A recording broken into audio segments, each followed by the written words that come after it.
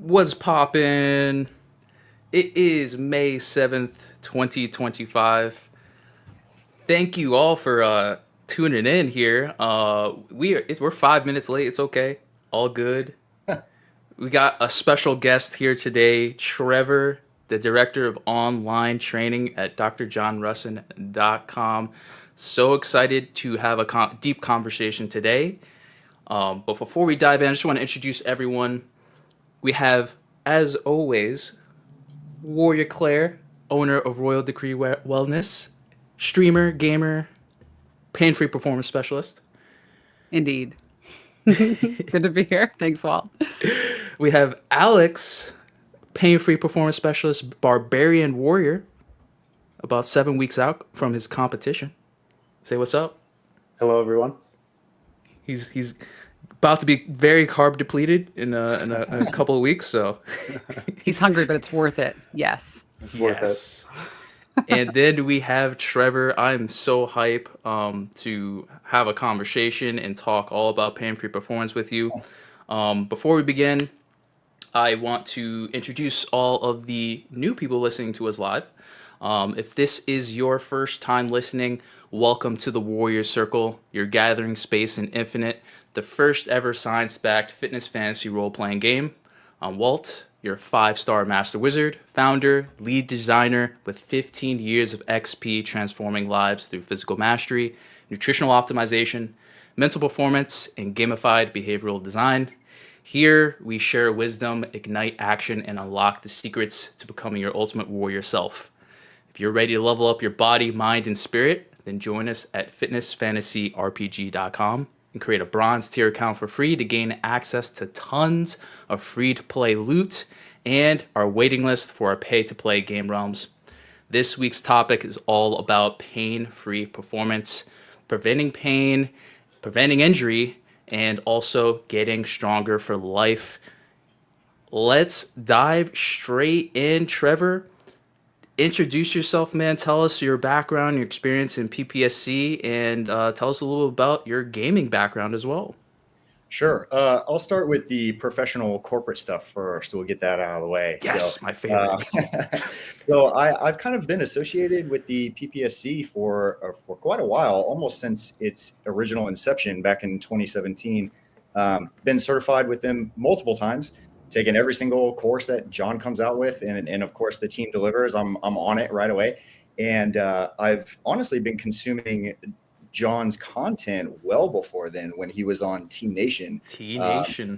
Yeah, it was one of those situations where I was I kind of grew up a fitness guy. I wasn't super hardcore into any one training modality. I kind of just liked training in general, and so I did it all. And one of the things I really resonated with initially was, of course, pain-free performance, which it wasn't copyright trademarked at the time, but that was kind of the initial lessons that John was preaching all the time was, hey, how can we chase these high performance goals without breaking down your body? And I just really liked the sound of that. Of course, who really wouldn't? And I just kind of went all in on his information, along with a few others along the way. I took education wherever I could get it from, again, because I was just interested in everything, whether it was bodybuilding, powerlifting, CrossFit. When it came around and was massive, I was just like, oh man, all these different modalities, this is all so cool. I want to do it all. And I, of course, was former military, got into all sorts of first responder kind of work, working with like police forces and firefighters and all sorts of stuff.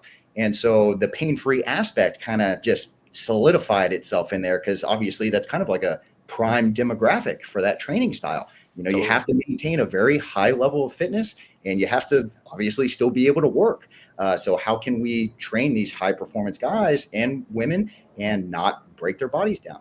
And so I've been around the block for quite a while, and now I'm kind of like a recreational meathead, and I work for John directly, obviously.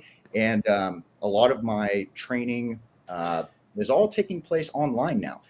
So between Train Heroic and True Coach, that's majority of my work. I do miss in-person training a lot.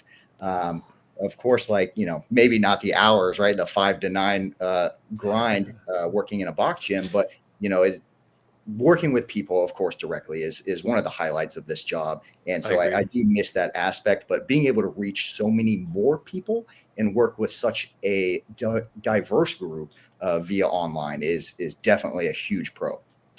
So now for the fun stuff, after I've rambled for a decent amount of time already. So as far as video games go, I mean, I love playing everything. Like I know some people probably have a genre that they stick to and they don't play anything outside of that genre. Right now, I probably got 3 main games I'm hooked on, which is Let's hear Marvel it. Rivals. I'm playing a lot of Monster Hunter Wilds, yeah, and the new Diablo 4 season, of course. You're still playing D4. Dude, Wow. I know that game gets a lot of hate. I know it does, but I mean, I've just been a fanboy for so long. I can't drop it. Wow. I mean, fun fact. I mean, that's like where Trevor and I bonded a little bit by playing D4 when it first came out. Like Yeah, I just jumped into your party. I'm like, yo, what's up, man? Like, yeah, man. let's go Welcome kill to the some party. stuff, man. Yeah. But wow, that's incredible. Fun fact: my fiance and I bonded over Dr. John Russin's T Nation articles when we first met. Oh, Um, really? yep, because she read T Nation as well, and I'm like, hey, you know Dr. John Russin? And she's like, yeah, I love him. The matchmaker. I know. I always tell him that I'm gonna be like, hey, Doc, I'm gonna send you an invite to our wedding, man, because if it wasn't for you. Yeah, he deserves it now. Yeah. I Let's know, I know. But it's so interesting to hear that you transitioned from in-person training to online training. Yeah. That's really interesting to kind of know because that's actually something that I did as well, and I'm here with you. I really do missing seeing people every day, seeing them grow, interacting and engaging, being able to like truly just like be like fix things on the spot. Like, hey, let's improve this right now instead of writing it out or waiting for the next check-in, Yeah. so Yeah. I The online training is really tough. You know, if anyone here has made that transition from in person to online, I mean, it's one thing to be able to make these corrections, in real time, like Mhm, especially if you're really good with the physical cues and the tactile feedback and stuff like that, and especially if mhm, you're, a social butterfly. I mean, in person is like the easiest job in the world in that sense.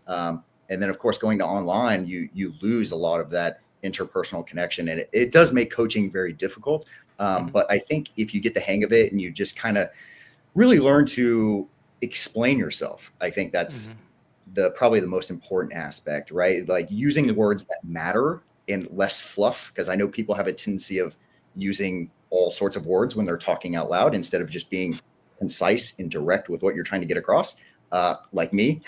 And so once you kind of get the hang of that, though, I think online coaching definitely is just such a great opportunity.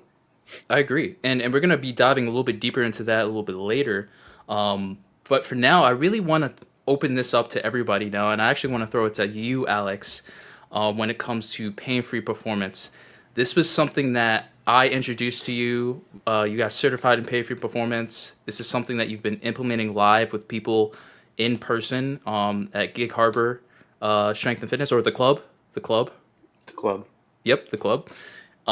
Please tell us, what got you into pain-free performance and just going down that path of not only learning more about preventing pain and injury, but also like implementing it yourself and with your clients. Like, what was that thing to you that spoke to you?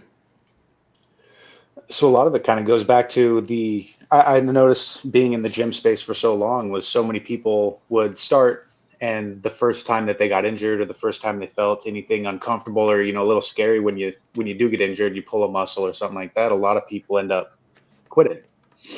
And so I wanted to find a way to get people to ideally not hurt themselves and then also continue to make progress. A lot of my clients are a little in the older demographic. Um, and so I found that a lot of them they were never taught proper movement techniques or how to warm up or how to isolate different muscles, Hmm. different things like that. Everything was just very much, it was very broad. And a lot of people, when left to their own devices, if they don't really do their own research or seek out serious help, can injure themselves. And I found that a lot of my current clients, have had injuries and this and that from either previous trainers or just, kind of life in general. And I like giving them the opportunity and the knowledge on how to, one, move safer and better in the gym, and also how to apply that to real life and their daily habits and what they want to do outside of the gym. For me personally, it's helped a lot learning how to do different warm-ups and different dynamic stretching and all of that, and to keep my consistency up, because I'm definitely a gym rat, and I don't want to spend any time out of the gym. So if you injure yourself, you can't lift. So true. I definitely got into the more incremental loading and stretching and post-exercise, rehab and different stuff like that to ensure that I could continue and not have to take any time off, aside from a scheduled rest day, which isn't necessary. 100% necessary. Yeah, definitely needed sometimes. Yeah, that totally makes sense. And just to add some background info, both you, Alex, and you, Trevor, I believe you both played Marvel Rivals, if I'm correct. Yeah, I've been playing Marvel Rivals off and Yeah. on the last couple weeks, a little less, but yeah, definitely got into it. Yeah, that might be, you might have to squat up on that one. Yeah. Plus, Yeah, it's hard solo queuing on that game sometimes. It is. Yeah. Yeah. Competitive is rough. Yes, especially competitive. Whew. plus both of you, I arguably are like the strongest people on this chat right now, by the way. Hey, come on, man. Uh-oh. Yeah. Claire, we all Fighting words. we all know you're Wonder Woman, okay? We all know. No. No, I think that's true. Look at Alex. I saw you cross those arms. Yeah, all right. Oh man, but Flexing his farmer carry forearms up there, man. no Yeah, lie, just- no lie. I'm telling you, like seriously, Trevor, your vertical pull is insane. Like, bro, like It's because my arms are so short. So my bench and my pull up are really good because my arms are short. Got great levers. I mean, those levers. Well, are Anatomy insane. matters. Don't ask me for my squat and deadlift numbers. Let's just go ahead and skip that part. Well, they say vertical pull translates directly into Marvel Rivals skills. So I'll be looking forward to that live stream with you guys. Some people might say that. Yeah. Yes, that's what I hear. I've heard it through the grapevine, actually. So, All the esports forums blowing up about that vertical pull. but Claire, tell us pain-free performance. I'm very interested to hear your story. How did you discover Dr. John Rusin, pain-free performance, and even why did you want to go down the path of focusing on injury prevention and longevity, both with yourself and your clients? Well, I feel like I came into PPSC at just the right time. I was about a year and a half into coaching. I'm a pretty new coach, and I've just been doing in person, currently trying to also evolve into a little bit of online. And Dr. Justin Farnsworth was my instructor, and he's a great coach. Many people who've worked for PPSC are just incredible teachers and super hands-on. And I feel like one thing that PPSC gave me was a lot of language to really give validity to, and a lot of intention behind things that I already sort of inherently understood. And because I was still second guessing myself a lot as an early coach, and having so much knowledge and so much information about why we do things a certain way, because that's one thing, especially as a new coach, your clients are going to second guess you sometimes. And I feel like it was a major turning point for me to be like, no, we do this way for a reason, and being able to stand firm behind things that I was in the process of learning. And I'm just a big continuing education person anyway. So I've taken the pain-free knees and also done the functional kettlebell training, which was super fun. I have never been so goddamn sore in my whole life. It was like 9 solid days. That was real wild. I don't know how everyone else is doing, but I was down. But yeah, I think like longevity, looking at all of my clients' health in a really holistic way is really important to me. I don't tend to be as much of like an aesthetics-based coach, although I will help people with those things. I'm very much like, you deserve to live the best possible life every day that you're here. So yeah, you may be 35 now. Picture you at 75, still kicking ass and feeling great and able to do as much as possible. And PPSC just gave me so many tools to be able to do that, and has opened me up to, again, kind of training people like a little more like a baby physical therapist, obviously not credentialed to me. I don't mean in any way to step on those toes, but we have a physical therapist on site, and so much of what she preached and what she taught me and what I've seen her for matched up so well with PPSC. And that just made me feel really confident, and also then to do it myself and watch it work and make me feel better and feel more primed and prepped for movements and be able to lift heavier and recover from injury more quickly and with more confidence. And I guess the last thing I would say that I appreciated about it was just giving me more tools for my toolkit, because one of my favorite parts of this job is the creative problem solving we do. And one thing that I will miss when I start to shift more to online is just being there with someone in person and they say something's uncomfortable and going, not a problem. I've got 6 different things we can try right now that will help alleviate your pain or make you feel comfortable working a similar muscle, maybe in a slightly different way, but we're still going to get where we want to get, and you're going to feel okay about it by the end of the session. And that, again, that confidence boost was outstanding. And I definitely, it's a big pivot point in my career after I went through the PPSC weekend, for sure. That changed me as a coach for the better in every way. Yeah. Incredible. Yeah. Love it. That's an awesome story. And I feel the passion and truly helping people. I think that's the bottom line that I think all of us can really kind of gravitate towards, is like, we personally, we love training, but there's a large subset of people who don't, because of fear of getting hurt or fear of exacerbating their pain, or even just going into a gym environment and working out, not knowing what to do. So this is where in-person training can come in as well, as far as having that person there to kind of guide you and make you feel comfortable and educate you, and also help you modify things live instead of you trying to wonder if you're doing things correctly. So that direct feedback is so valuable. But if you can't, maybe you can't afford an in-person trainer, or maybe you just need someone there to help you on the back end stuff. Maybe that's nutrition, maybe that's just program design as far as getting a solid routine going according to your body and your goals and your limitations. This is where the online space also comes into play as well. So bottom line, I think we all can agree that we would not be here if it wasn't for getting support and getting help and learning and growing. I think that's something we could all agree on, right? Yeah, agreed. Man, I would be like, if I was still bench pressing like this, oh Lord, Oh, my shoulders would have been blown out by my now. labrum. Oh, Oh Lord. But let's now get into the fun stuff. So now that we kind of talked about pain-free performance, the importance, how we each interact and engage with it, both with ourselves and our clients, and why we believe it's so important, let's get into the practicality now. So let's say, hypothetical scenario, we're talking to the gamer who is sedentary or working a 9 to 5, who comes home and then sits on the couch and boots up their PS5 or Xbox, or sits on their computer still playing PC, right? I know that's you, Claire. there's an Xbox in here somewhere too. All right. Hey, there we go. Hey, we're multi-platform, no console We wars are. over here. Let's say we're talking to that gamer in the audience, or even just the person who just works the 9 to 5 and is trying to get into training and just strengthening their body. What are some of the practical things that they can do on a day-to-day basis to at least begin that journey of pain-free performance? I'm going to throw it as an open question. Whoever wants to tackle it first. I guess I'll tackle it first, just because I've recently dealt with something like this. And I feel like a lot of people want to jump straight to the super sexy fun stuff, and have like a full 7-day split where they're going to the gym 4 times a week and doing cardio 2 to 3 times a week.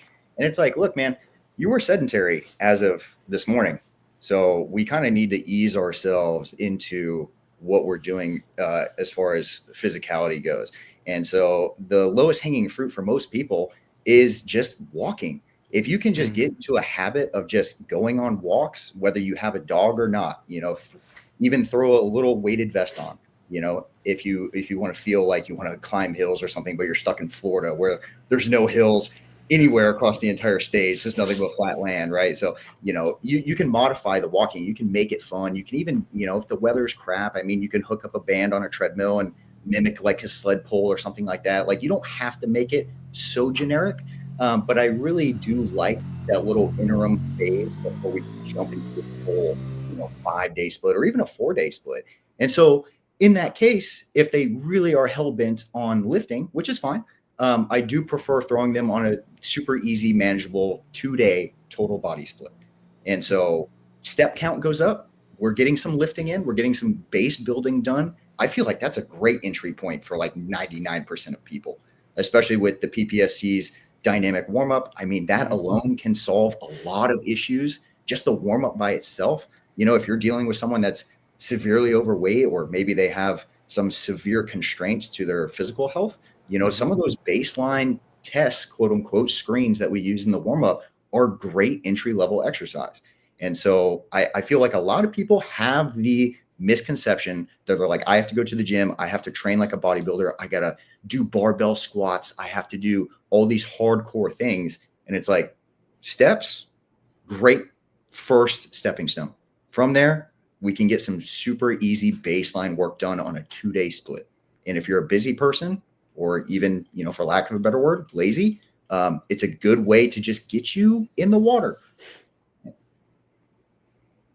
Yeah, I completely agree. I think about it a lot. I think about this with coaching my clients in person too. That's like, let's try to do some things that are sort of the opposite of what we're doing day to day. So if we're sitting a lot of people are going to have like tight hip flexors, which then contribute to low back pain. And so I think, well, let's get you on some simple stretches that help alleviate some of that. Let's get you moving, like walking, dancing. It doesn't have to be super serious. It's just, let's get your energy level flowing in a slightly different pattern. If you're very chill, very locked in, this kind of lateral horizontal mode, like let's get you moving a little more freely, thinking about, again, I was going to say the same thing, just the warm up alone could help tons of people. And I'm such a sucker for a good foam roller, just for like day-to-day pain reduction, just getting in touch with your body, syncing up with your breath a little bit. A lot of people that want to jump in really quickly we kind of have to earn the right to do a lot of things, right? Like I jumped into barbell back squats too early, and like I've got long femurs. I'm a lady, so I've got long femurs and tight ankles, and they were hell for me for a long time. And I really needed to back off and do a lot of other variations and kind of lay the foundations to do something harder. But I wanted to really enjoy the process too. So like, I think people want to go in and they want to take it really seriously and they want to really go above and beyond. And I love that enthusiasm, but like take it slow, ease it in, make sure it's something attainable, make sure it's something that feels good, make sure we're recognizing our age difference from when we were young and could just bounce in and do whatever we wanted. You know, we hit certain milestones and markers and we have to be really careful. And I just, again, love the enthusiasm, but I stick to the foundations. I love like the 6 fundamental movements, the like structured warm up, get in touch with your body, learn what the intensity actually is that's required to do things. Let's learn to regulate and learn to breathe. And again, it's not sexy. It's not massive deadlifts, but learning to trust yourself and learning to engage with different varying difficulties of things and knowing when to back off and when to push, like all that stuff can be taught with a lot of body weight exercises, simple movements on the mat, bands, you know, couple dumbbells and things in there if we need to. But yeah, start really slow. And it's people come in steamrolling, and you don't want to dissuade them, but you also don't want someone to get hurt and be miserable and burn out. So we think about, again, longevity. Let's start with some of the basics. Let it be a little easy and let it be a little fun for a while. Make sure it's something you want to do, you know, however that looks like. Totally. And before we have you chime in, Alex, we all have to agree here that a warm up is not showing up to the gym, going on the treadmill for 10 to 15 minutes, going straight to a bench or machine or barbell rack and doing some warm up sets. That is not going to prevent injury. Okay, it's not going to optimize your performance. It's a great way to start a warm-up process and also the pieces that you can utilize, but it's not necessarily the correct system. And I think that's what we're trying to convey here, is that there's a system that you can follow that is going to help you when it comes to preventing injury, making sure you're priming your body, making sure you're warming up all your joints and your ligaments, and also making sure you're undoing a lot of the negative damage that you might be doing sitting at a desk all day or not moving your body, or the example with Trevor, just not even going on a simple walk. So that's what we're trying to convey here. And we're not calling you out, Olia, because you already know I drill that into you. By the way, because she just loves to be like, oh, look, the rack is open. I'm like, no. You don't skip the dynamic warm-up. But I do want to mention that, hey, if you do want to dive deeper into this, there's 2 sources that you can access. Number one, drjohnrusin.com. You can look at his articles on the dynamic warm-up system. We also have articles at Infinite as well as far as free resources that you could use. I'll drop a link just did in the chat here that you can access. I've written personal articles myself going over a number of different things as far as step-by-step processes that you can utilize, breaking down the dynamic warm-up system that you can literally apply during your next workout, and really just giving you the education and the knowledge and the actual tangible plan that you can actually utilize to, again, boost your performance, prevent injury, and make sure that you are at least beginning the stepping stones and the foundation of going down the training path of pain-free performance. But Alex, practicality is such a big thing for you, especially with a lot of your clients who are just average individuals. They're not trying to be athletes. They're not trying to, be the strongest or the biggest, right? So tell us a little bit more about ways that you've been able to help the average Joe who is either, in the 40 plus or just sedentary all day. Yeah, well, to kind of piggyback on what Claire and Trevor have been saying is I'm a huge proponent of the baby steps, taking very small steps. And I also think at the very beginning, it's really important to help them temper their expectations. Because I find a lot of people, like we've said, get very gung-ho and, there's that burst of motivation and they want to jump right to it and have the results. And, we all know that this isn't one of those things where you get that instant gratification. It has to be worked at. And another thing that I've really found too is it is more undoing in the beginning than it is doing, so you really have to work on movement patterns. You have to work on your cardio endurance, your mindset. Like there's a lot of little things that you need to build that foundation in order to get to where you would like to be or like to go. And so something that I do day to day with just about every client is, I slow them down. I make sure, okay, let's make sure that your knees are feeling good. Let's get them moving first before we just jump into a squat, before we grab weight. Let's get the low back warmed up before we start hinging, and I explain the 6 foundational movements as human movements, because it's what anybody would do throughout the day. So I try and really break that down and make it really simple, and very practical. Because I have a lot of people with, grandkids or hobbies or different stuff like that, and how to implement these movements to make them feel better and move better and recover a lot more effectively.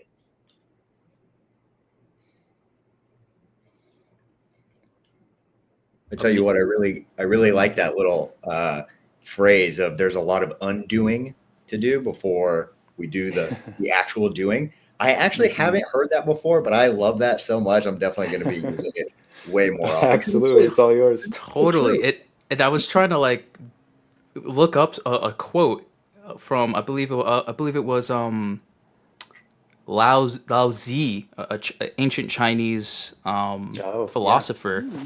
He said, "In pursuit of knowledge, every day something is added. In the practice of the Tao, every day something is dropped." Ooh. So I feel like that applies pretty well when it comes to, it's not about adding 100 new things to your workout regimen. It's really about optimizing and working on efficiency, and it's mastering the art of elimination, of really taking away the things that aren't serving you and aren't helping you make progress, and also the things that are really accelerating the process of you possibly getting injured, right? We want to eliminate that and then add on and stack on top of the things that you're already doing great, so that you can, of course, build a bulletproof body, because that's like what we really want, right? A strong, bulletproof body that we feel confident in, right? Yeah, nobody likes being injured. Right? Who wants to feel sorry for you for being injured, right? No. Well, and I tell people to slow down. 100 times a day, and it's a very fine line, because we're in an interesting career path where I liken us a little more to bartenders, where we do give people what they want, but also we have to say no and give people what they need to a degree as well. Like, we're a little bit of a firm hand in cases. And I know people, we're fighting against a lot of come in and get your burn on culture. And I'm like, no, actually, we're here to try to put muscle on you. And the way we put muscle on you is by slowing down and doing things with a lot of intention and purpose. And I try to also, but then it's funny because those same people that often are blasting through their squats, if I ask them to do like twitchy jacks or any of the really like nervous system pumping things, those often feel a little out of place. And I'm like, well, let's make sure that those feel really strong and coordinated too. Like this, this is actually a little bit of what you want, is to like move quickly and with energy, and then we can slow it down and have things with a little more patience and practice. But it's a fine line to give people a little bit of both, where they still get a good burn, but the foundations and form are still there. And I'm just grateful for a lot of the PPSC culture countering the just beat them all to hell energy that we get from a lot of our like boot camp regulars. Just because you're fatigued. But just because you're fatigued doesn't mean it was good, right? That doesn't mean it was a great workout. Yeah. No. It's funny because I'm sure y'all can probably recall at the end of the PPSC, they talk about, now the weekend's over, don't go back into the gym Monday morning with 90 million things to tell your clients. Like, I learned all these things. I can't wait to, revamp your entire training protocol. And it's like, look, we gave you some tools to figure out how to eliminate a lot of the junk that you've probably been doing before. Because I can recall a handful of times when I had, been to the PPSC a few times already, but you go back and it's like a refresher course, right? And there's some things that kind of got away from you. And so when you see it again, it's like, oh, I love that, actually, especially when it's a different instructor, because maybe they phrase it a different way. And so it's like a new perspective for you, right? But point of the story is you go back into training and you kind of realize that when I take a lot of this junk out and really just focus on a lot of like the basic elements and really push them with intent and control and try for full range of motion, or whatever range of motion we're capable of, whatever, you notice how much more juice you get from the squeeze. And so before might have been a full hour session, but maybe with some fluff throughout the entire workout, and maybe you really got after it like in the last 5 minutes, now turned into, dude, the first 20 minutes are already destroying me. Like, and I have 40 minutes left with this guy. Trevor's going to kill me. Right. So that's kind of like a really cool revolution, because it makes you realize like, oh, I can be way more efficient. We can be way more efficient here with our approach. And again, it goes back to the age old excuse, like, I just don't have all of this time to invest. Well, let's be more efficient. Your goals are definitely within reach. You just need a good attack plan. Well said. And I just want to circle back. We have a couple people in the comments. We have someone that said, I'm old, and my body said no to this. I don't think I could do all that. I think I should piggyback off of what Trevor was suggesting. Is one of the most applicable things that anybody can do is go for a walk, right? So maybe it's not lifting weights or even just adding any type of resistance just yet. It might just be getting used to just moving your body consistently and building that routine of moving your body more than you are sitting. I think that's the big thing. And an actual practical thing that you can actually try and do is, for every hour that you're sitting at your desk or just sitting down, try to dedicate at least 5 to 10 minutes of movement. That just might be just getting up and walking around the house or going outside. And if you really do that consistently, it compounds over time. One of the best resources that I know, Alex, one of your most favorite books of all time, Atomic Habits. Oh, yeah. Right? You do that habit every single workday. Just think about it. You're working 9 to 5. If you're sitting at a desk, you dedicate that 5 to 10 minutes every hour to just get up, grab some water, go to the bathroom, move around, talk to your coworker, go on a phone call, and you move your body. I guarantee that's going to result in probably weight loss if you're trying to focus on that, right? Because you're burning more calories, you're moving your body more. Your body's going to be definitely feel a lot better because you're actually moving your joints and your ligaments. And I always say something that I preach all the time is, when your body moves, your mind grooves. So if you are stressed, or if you need creativity, or if you just need to problem solve or just feel good, go for a walk, and I guarantee you'll feel much better afterwards. I can 100% testify to that. Yeah, because being bound to my desk now, not being on my feet and working in a box gym. Like it's initially that transition. I was like, oh, sweet. I finally don't have to walk, 30K steps in a day. This is nice. But then you quickly realize, oh, wow, this is way worse, actually. Like being bound to my desk, like, wow, this is terrible. And so like you kind of have to go out of your way now, because it's very easy, at least in my experience, very easy to end up behind this thing. And before you know it, it's 6 o'clock in the evening, and I'm like, I haven't done anything today, like besides just slaved behind the desk. And so luckily, living in the day and age that we're in now, we have things like under desk treadmills. So even in the case where maybe you don't live in the greatest of neighborhoods, or for whatever reason you can't leave your home, or maybe your job is just that demanding you can't get away, right? Investing in things like an under desk treadmill or under desk peddler, even I've seen like the little cycling things, like I mean those can easily be life changing depending on what your current physical status is. So trying to get creative with stuff like that, but even like you said, just standing up and just knocking out body weight squats right here in the office that take you 1-2 minutes to do, and then get right back to work. I mean, those things really do compound, and they compound quick. Totally agree. Well, and one thing I feel like I've really gained, the PPSC really planted a seed about how, which is actually kind of a parallel to yoga. I just think about people who are kind of like hitting the end of a long day, sitting all day, and you feel really fatigued, and like it's a huge barrier to even summon the energy to go exercise. And so much about that strategic warm up is about creating that nervous system pump, that excitation that gets you moving. And the number of times that I've done like some sort of nervous system primer demonstrated for people, and I realize in that moment how much better it is than a cup of coffee. And I'm one of those people that I live with a lot of anxiety and like feel a lot of pressure if I'm like in a new gym space. And so I always set the expectations really low when I was going somewhere new. It's like, just go stretch and foam roll and see how you feel. And almost always, just as soon as you start moving your body, it's like, just go for a 5-minute walk, see how you feel. And that bilateral stimulation and that movement and that connection with yourself almost always brings you a little more energy than you expect. And the way that this parallels with yoga is that, if you've ever done Shavasana at the end and you're basically asleep there on the mat, but then you wiggle your fingers and you flutter your eyelids and you wake back up and you find that you have a little more control over how we experience our fatigue and energy throughout the day. We can do things that tap into that primal part of our bodies that will give back to us, even in short spurts of time. So if you can just get there and stretch and see how you feel. Just get there. Just go to the space and give yourself the space to allow that energy to build, because it might surprise you. You might have a little more oomph at the end of the day than you realize. So giving yourself the opportunity to get started is always the way I look at it, because I do not thrive under pressure. I have to thrive with a fully like, I'm just happy if you walked through the door, good job. And then once we've done that, we take our baby steps to moving on to actually working hard. And again, that feedback usually comes pretty quickly. So I like those parallels, and that it's just a reminder that, there's a lot of things we can't control.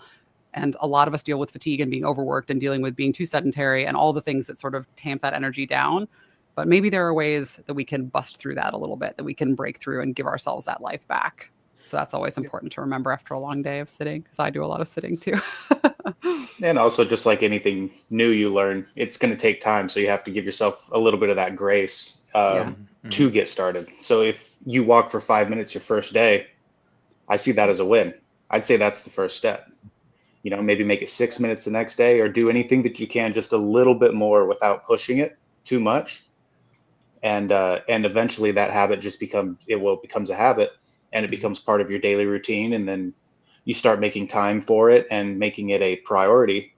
And it's a lot easier down the road to maintain and continue than it is to begin. Well said from everybody. I'm like touched. That's so helpful. Let's get a little bit deeper to the practicality here. So we mentioned walking as one of the stepping stones, literally the stepping stones of ways to kind of get into this path of at least a healthy foundation of movement. So now let's move a little bit deeper into, I guess, the person who is already working out. Maybe they're already going to the gym, and maybe they just got a twinge in their shoulder, or maybe they have a old injury from high school that they got from playing sports or playing that pickup basketball game that they probably shouldn't have played against the big squad that was running teams into the dirt, right? What would be the best thing for someone to do who doesn't fully understand or even has seen the PPSC system? What would be the best avenue for them to either learn ways that they can implement something from PPSC or even just begin that process of implementing PPSC into their training regimen? I guess Trevor, this seems like your wheelhouse. yeah, Yeah. I'll take the lead. Go and take that one. So, Yeah. my first thought process with this kind of thing, when you have someone who has some training experience, but they have some chronic aches and pains, I it's very easy to get caught up in kind of like the nitty gritty of our system and like kind of throw all the details at somebody and just like completely revamp their entire training system. But the few times that I have done that, it never really works out the way I want it to. I have always found better success by kind of taking the most blatantly obvious problem and then just tackling that thing and then leaving the rest of the system as it is. And again, I kind of relate it to ourselves here when we learn new things like with the PPSC system. It's very easy after those 2 days to just have your entire mind blown by all the things that you've learned and try and revamp your entire system. When really it's like, okay, well, I've been dealing with a lower back issue. So let me just apply what I've learned to that. Let's figure that out. If it works, I'm now going to diversify and then apply those same tactics that I used to any other thing that I want to optimize. And so again, using your example here, because you brought up like the shoulder issue. So when we look at upper body training, for example, let's say this person in particular is on a upper lower split. So they're most likely training upper body twice a week. Knowing the average person, there's probably a lot of pressing involved in both of those days. So I'm like, okay, well, let's see what it currently looks like. Let's see what it looks like, because I'll give you the benefit of the doubt. Maybe you're smarter than the average meathead and you've got a good plan already on paper, right? And so you take a look at it, you see kind of how it's laid out. Okay, maybe it's not terrible, but we could definitely use maybe more direct posterior chain volume in the warm-up. Maybe it's like their warm-up is what we had mentioned earlier, where they walk on the treadmill for 5 minutes or run on the treadmill for 5 minutes, and then they start bench pressing the empty bar, and then they spend their warm-up on the bench for like 20 minutes before they finally get to their working weights, right? I'm like, okay, well, let's kind of revamp that a little bit. Let's take a look at your upper body warm-up. I didn't even touch the lower body days. My concern is not even with the lower body days. I'm focusing on the shoulder issue. And that's kind of my initial push into designing a program for somebody like that, or just kind of like revolutionizing how they approach training, because the unique benefit there is whatever modifications you make, whether it's just the warm up and then, oh, wow, now my bench press KPI doesn't feel terrible now. Like that alone kind of already managed the problem. It may not have gone away entirely, but it's like, wow, I feel way better benching now.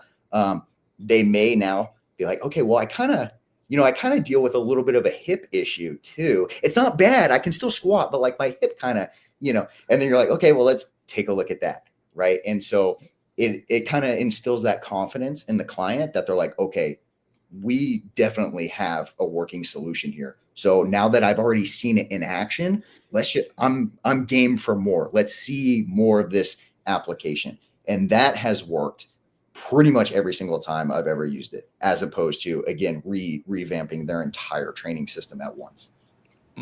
So from what I'm hearing, it's a very incremental and progressive process that requires feedback.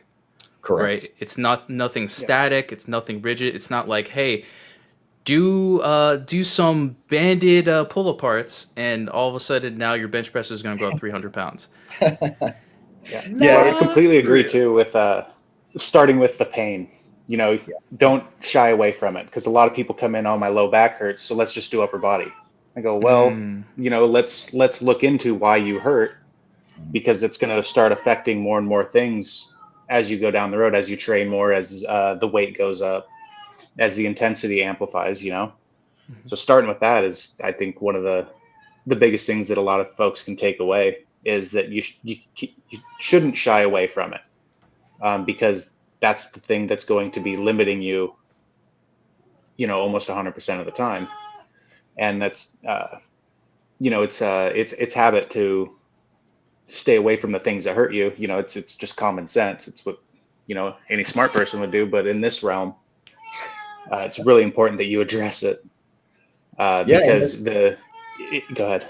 they're hiring you for a reason, right? Like they're hiring Exactly. you to Mm-hmm. solve their problem, right? It's Yep. like if you just wanted someone to work out with you and just tell you that everything's going to be okay, you didn't need me for that.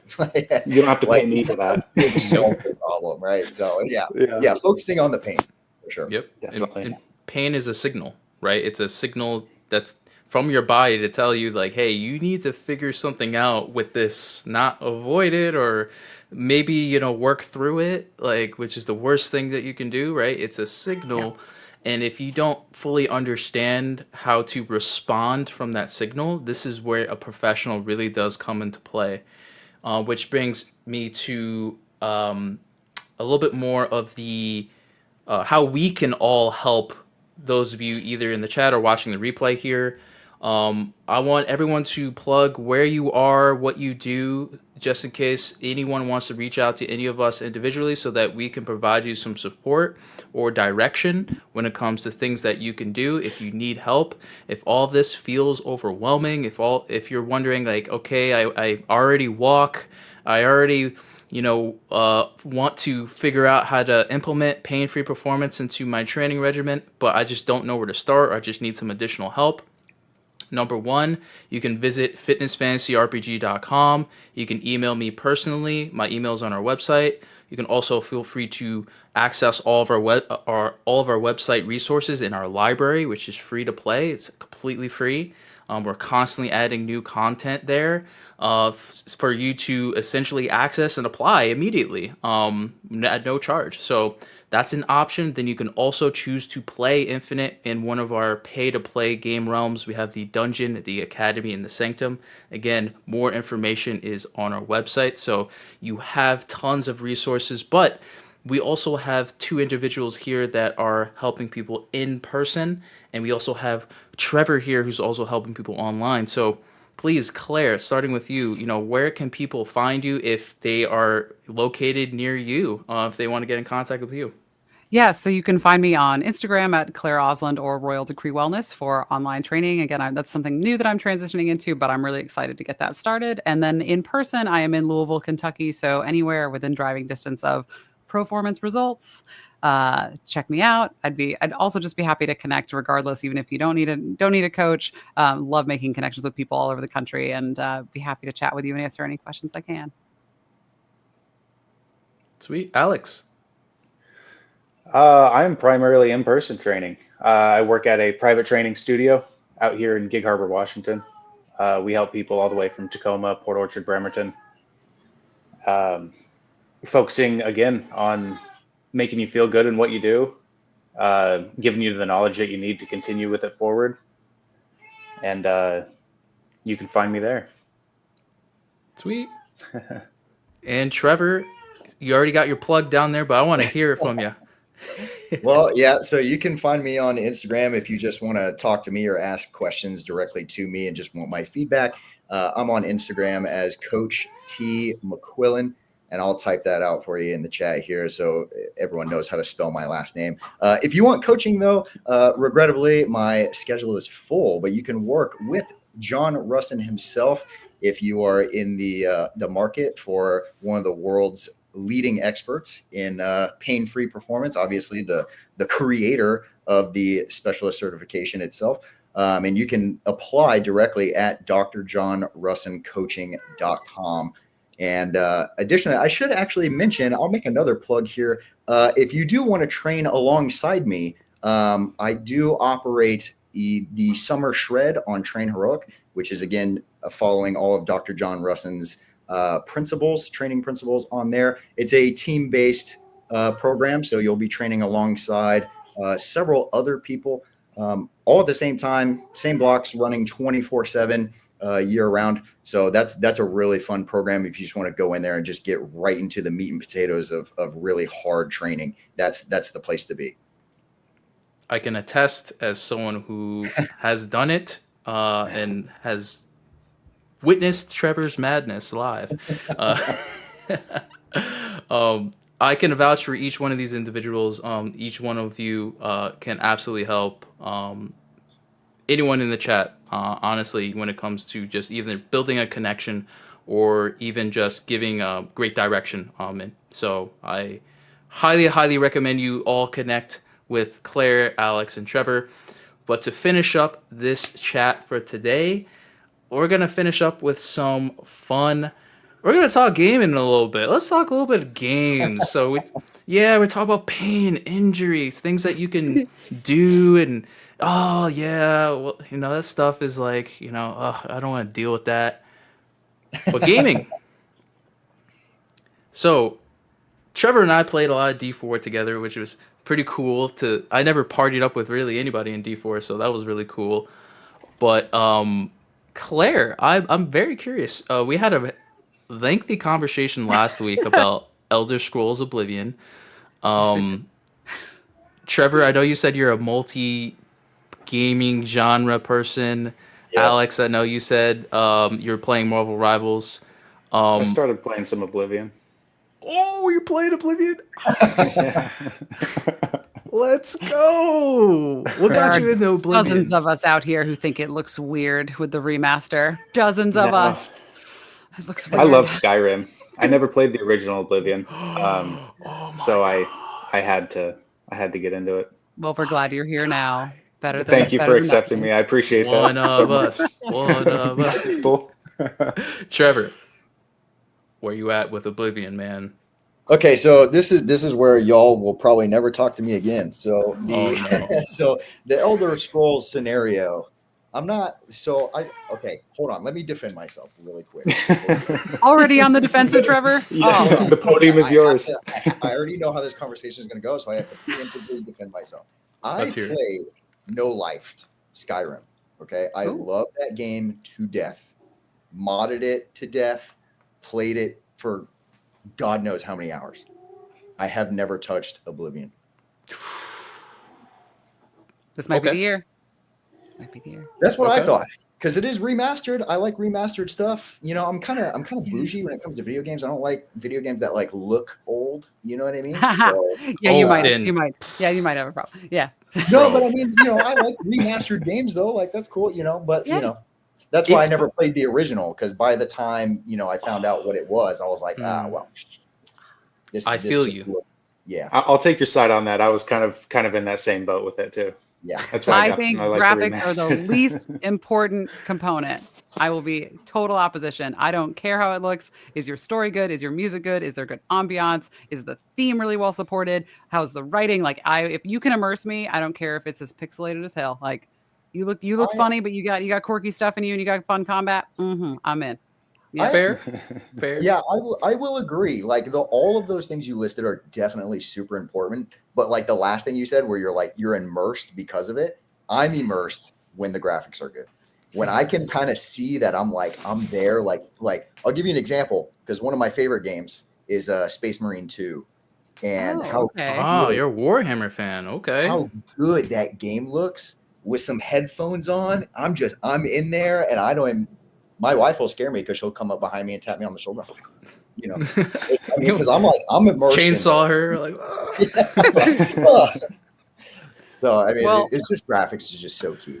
My favorite video game of all time is Fallout New Vegas, and it's in a funny era, kind of similarly to Oblivion, where the technology wasn't super advanced yet, but so they had developers had to use a lot of other tricks to make it feel really rich. And I do feel like Oblivion and New Vegas are and Fallout 3 to an extent as well. They have just great music, and they just have sort of a characteristic feel to them. It's almost like you can taste being in them. And that for me, it's like if you got good style and you kind of commit to your limitations in a real way, that I'm a big fan of. But I will say my most other played game is DayZ. So I'm a big zombie survival horror person. And I especially, I love, it just mirrors reality so well, because the real threat isn't the zombies, it's the other people. And also me. Yeah. I'm a real threat. Yeah, you can be a threat to yourself too in that game. That's for sure. No, to other people. I will kidnap you and shave your beard off. Oh no. And it's great. Take your shoes and leave you there. It's the game. I will. Yes, it's wonderful. So, but I should be more open-minded about people caring about graphics. I'll try. Well, it's okay, because you're totally validated. Like I get the argument against graphics all the time, because there's a lot of people that don't. that don't care about graphics at all, and it's just nice. It one of looks the good. main selling points for me. The game's just gotta look good. Gotta look good.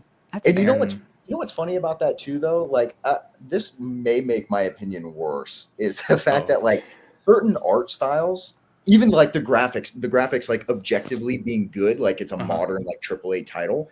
If the art style is like not something I jive with, I'm just like, I mean, it's a new game, looks great, but I just don't like the art style. Yeah. Question. Yeah. Question. Yeah, I can see that. Borderlands. Do you like that art style? I do actually. Yeah. Okay. I do actually like that art style.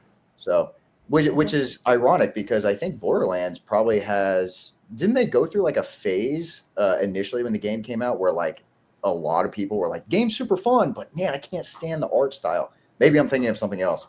But I think Borderlands did go through that phase where it's like the player base did love the gameplay.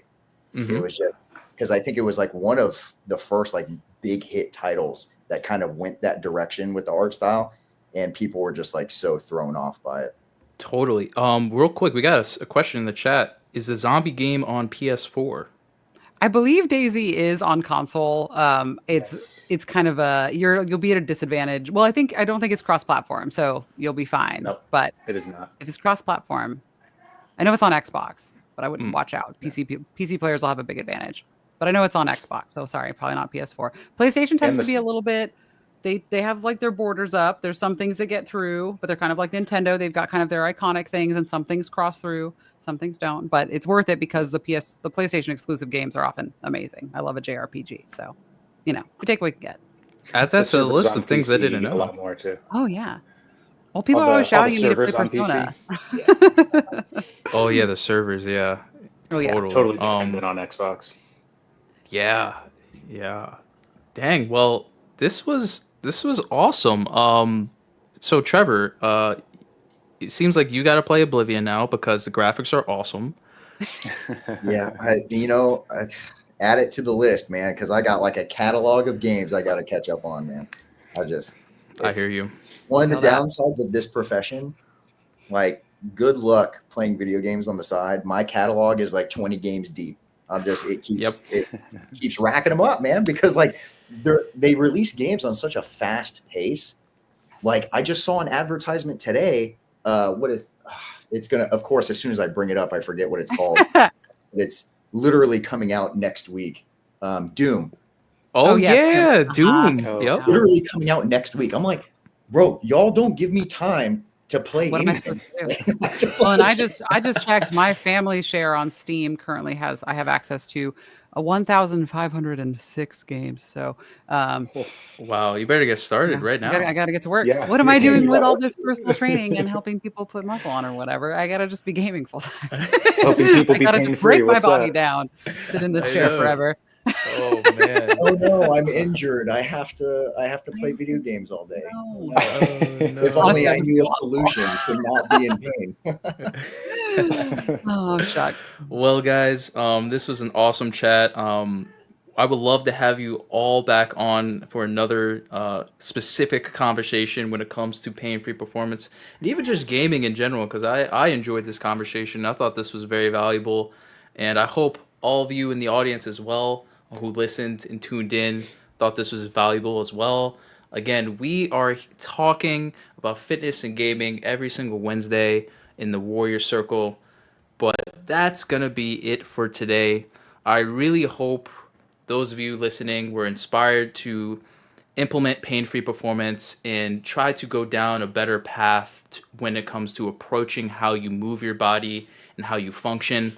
Again, feel free to reach out to any one of us. I'm going to be adding all of our individual information, our socials and things like that. If any one of you want to reach out to us and ask for support. Again, we want all of you to go down a path of growth, health, and mastery.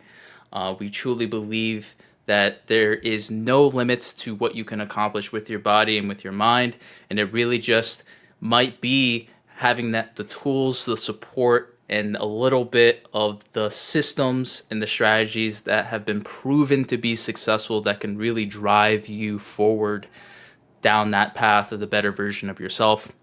So Again, if you want to become part of our warrior community here at Infinite, again, feel free to visit our website at fitnessfantasyrpg.com. And remember, this is the Warriors Circle, your weekly quest for growth, challenge, and epic adventure. I'm Walt, your wizard guide by your side on your infinite journey. As always, conquer the day, warrior, and I'll see you next week for another epic quest. See you, everybody. Bye, everybody. See you Adios. guys. E. Meow.